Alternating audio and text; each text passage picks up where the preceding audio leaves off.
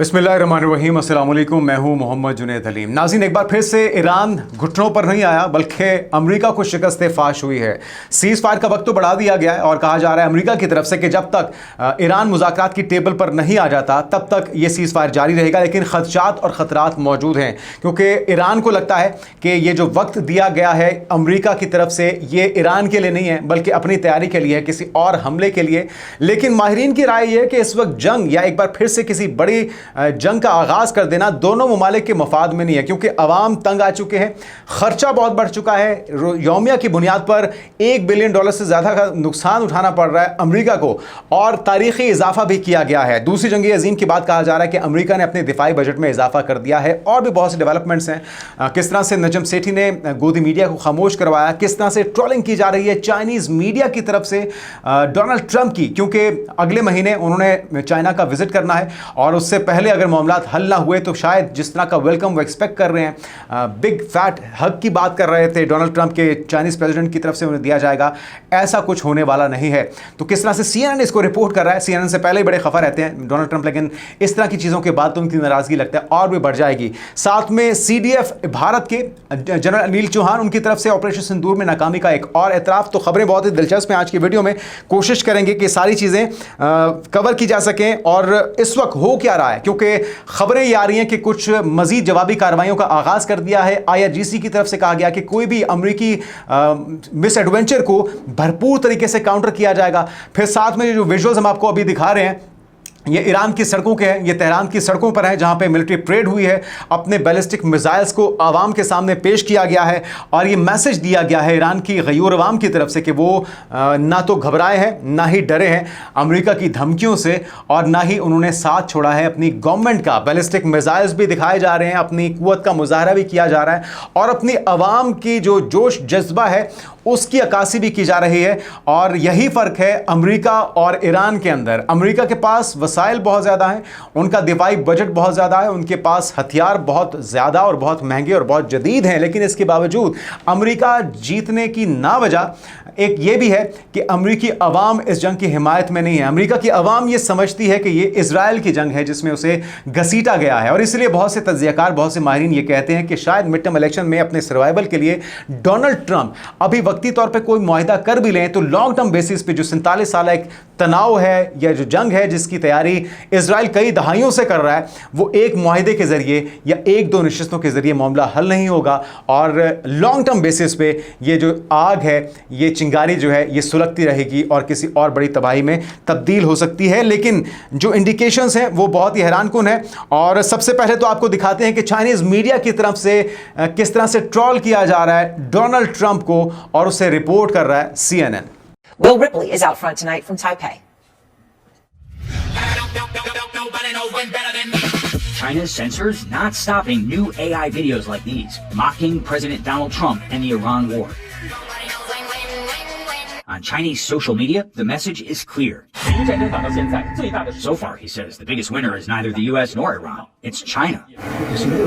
President Trump is set to meet Chinese leader Xi Jinping in Beijing next month. Online reaction, blunt. तो नाज़रीन, America के सबसे बड़े हरीफ की तरफ से उसे ट्रोल किया जाना यकीनी तौर पे लम्हा फिक्रिया है। डोनाल्ड ट्रंप के अपना जो अंदाज़ सियासत है, जिस तरह से हर वो 5 मिनट के बाद एक ट्वीट कर देते हैं और मंजरनामा तब्दील हो जाता है, वो इसकी एक बड़ी वजह है। तो चाइनीज़ इन्फ्लुएंसर ये सवाल कर रहा है कि आखिर जब एतबार ही नहीं है, जब ट्रस्ट ही नहीं है, तो फिर चाइना के दौरे का मकसद क्या है? जब आपने ये झमेले खोल रखे हैं और वो चाइना जो कि सबसे ज़्यादा अपना तेल जो है वो ईरान से मंगवाता है और अब तो वो ये भी कह रहे हैं कि भाई जो पेट्रो डॉलर का दौर था वो हुआ पुराना, अब पेमेंट्स होंगी युआन के अंदर। और यही बात, यही मुतालबा अरब ममालिक की तरफ से किया जा रहा है। गुज़श्ता रोज़ जो हमने आपको खबर दी थी तो डॉलर की इजारादारी अब ख़त्म होती दिखाई दे रही है और सुपर पावर का जो टैग था वो डोनाल्ड ट्रंप हटाने में लगता है कि अपनी भरपूर तवानाइयाँ सर्व कर रहे हैं। मैंडेट वो लेकर आए थे जंगें रुकवाने का, लेकिन एक के बाद एक तनाज़ा बढ़ाने की वजह से उनका ये जो ख्वाहिश थी पीस मेकर का खिताब हासिल करने की, वो भी लगता है कि अब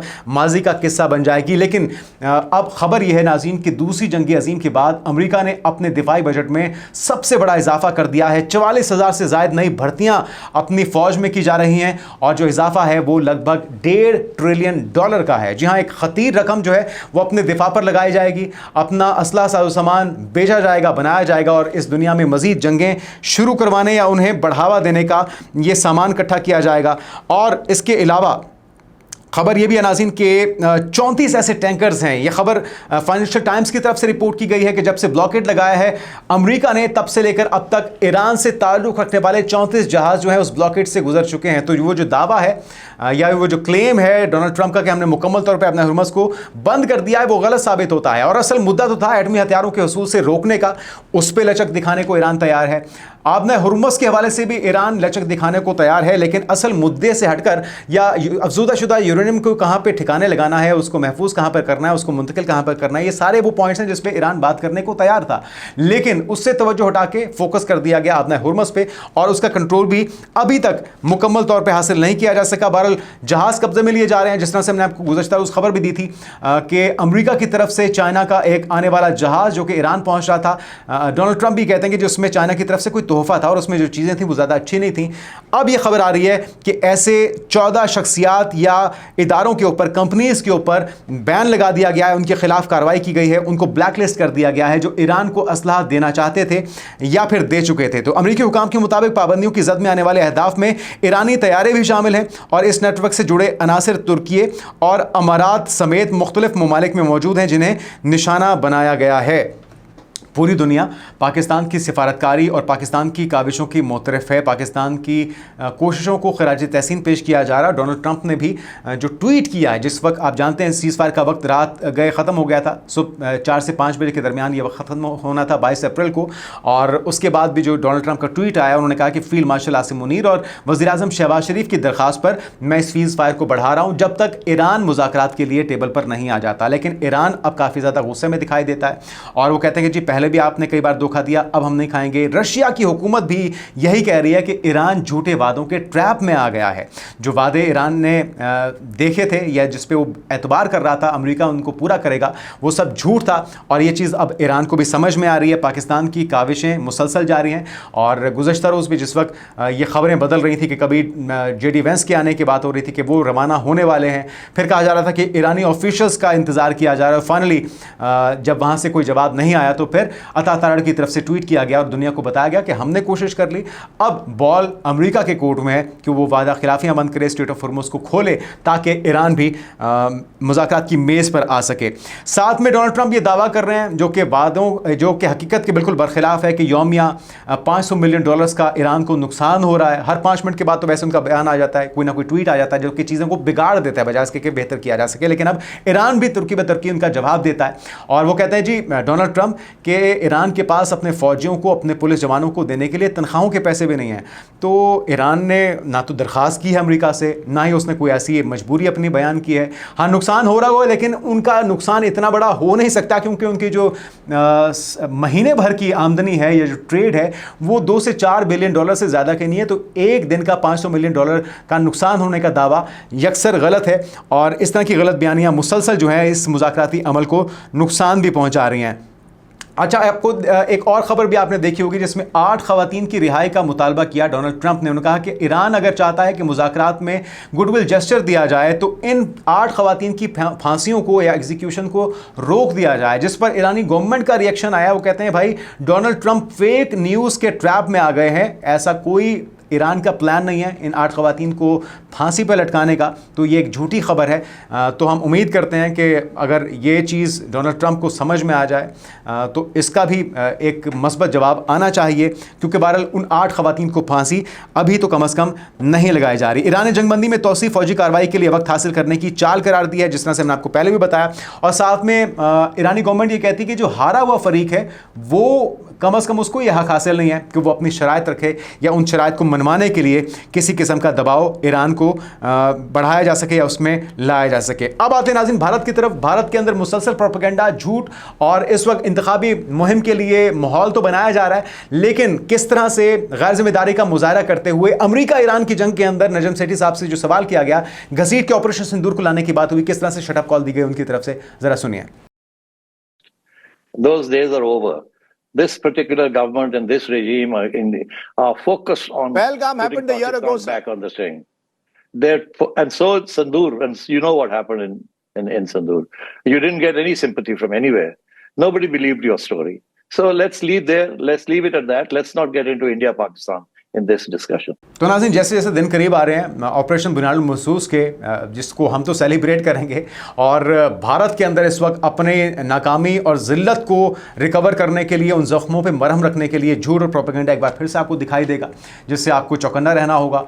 और उनके CDF जनरल अनिल चौहान की तरफ से बुखलाई हुई बातें की जा रही हैं, उनके बयानात नहीं मिल रहे, उनकी ज़ुबान लड़खड़ा रही है। क्या कहना है जनरल अनिल चौहान का, और एक तरह से ये एतराफ़ है अपनी शिकस्त का ऑपरेशन सिंदूर में, उन्हीं की ज़ुबानी सुनिए। चुनौतियां पीछे वाली चुनौतियां जैसी नहीं होंगी, तो हम अगले सिंदूर की तैयारी नहीं करनी चाहिए, पिछले सिंदूर की तैयारी नहीं करनी चाहिए, आगे वाले सिंदूर की तैयारी करनी चाहिए हमें। आपको पता है टेक्नोलॉजी बहुत तेजी से चेंज हो रही है, और इसमें हमें ये करना पड़ेगा कि नई टेक्नोलॉजी, नए सिस्टम्स को इनकॉर्पोरेट करना पड़ेगा। जब हम उन्हें लेते हैं तो पुराने सिस्टम्स के साथ में उन्हें हमें इंटीग्रेट करना पड़ेगा। तीनों सेनाओं के बीच में और बेहतर तालमेल और ज़्यादा कॉर्पोरेशन करना पड़ेगा।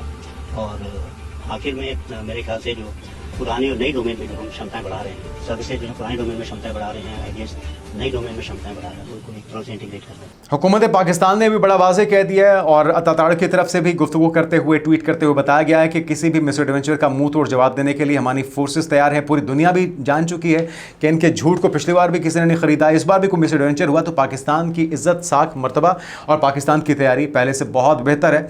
और इस बार शायद भाजपा सरकार का जो ताबूत है, जो कि दफन हो चुकी है उनकी सियासत भी, उसके ताबूत में आखिरी कील साबित हो सकता है अगर इस बार कोई शरारत की। लेकिन हमारी तैयारी पूरी है, आप करके देख लीजिए।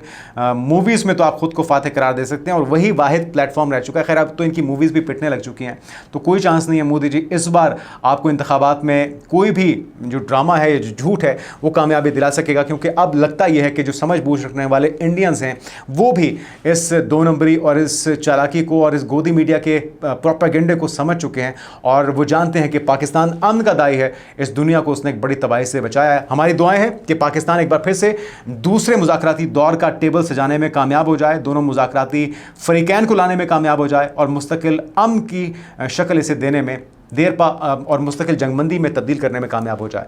आने वाले दिनों के पेशरफ से आपको आगाह करते रहेंगे। अपना ख्याल रखिएगा। अल्लाह हाफ़िज़।